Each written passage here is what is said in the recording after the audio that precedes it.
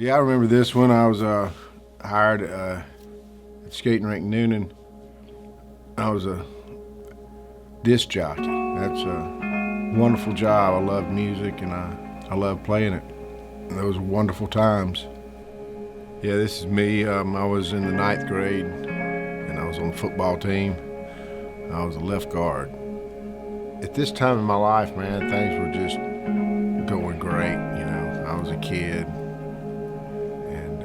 Life was wonderful. This is at the BMX track in Peachtree City, over here on McIntosh Trail.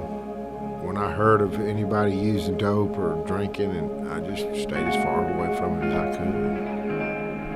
But eventually, you know, my feelings and emotions led me into drinking and using drugs. When my addiction started, when I was 17 years old, I was a senior in high school. I was coming up for graduation and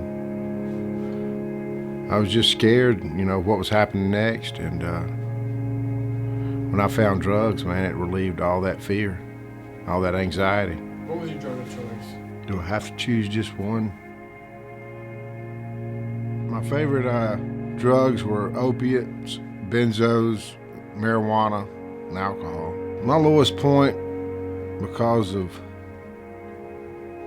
my addiction, the choices that I made throughout my life, was living homeless on the streets of a big city.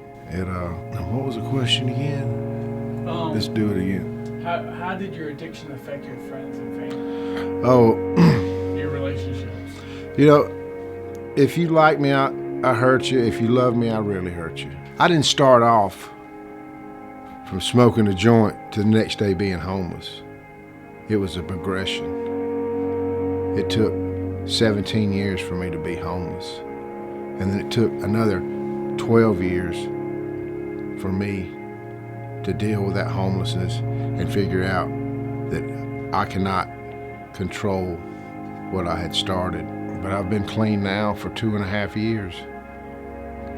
Didn't draw a sober breath for 30 of the years of my life. I heard about the program in jail, and I read Brother John's book. Come on. I was at first. Hey, at first I was, Cassidy, and I still I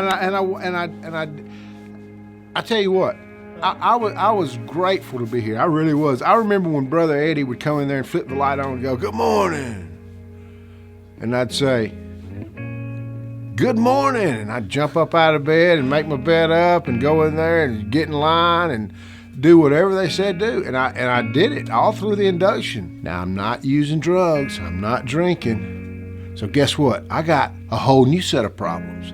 I got feelings that I'm not dealing with, or I don't know how to deal with.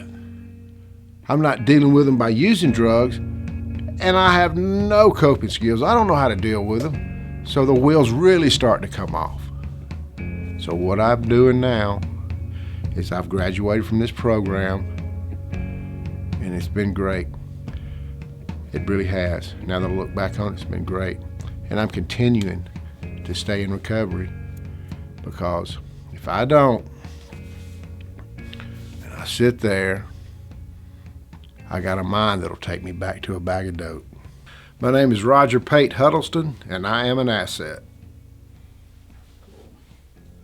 Is there a clean joke you can think of? Well, 2 horses fell in the mud. I mean, that's about the only one I know. Tell it. Huh? Tell it. I tell a dirty joke? No, a clean one. Well, let me tell a dirty one. 2 horses fell in the mud.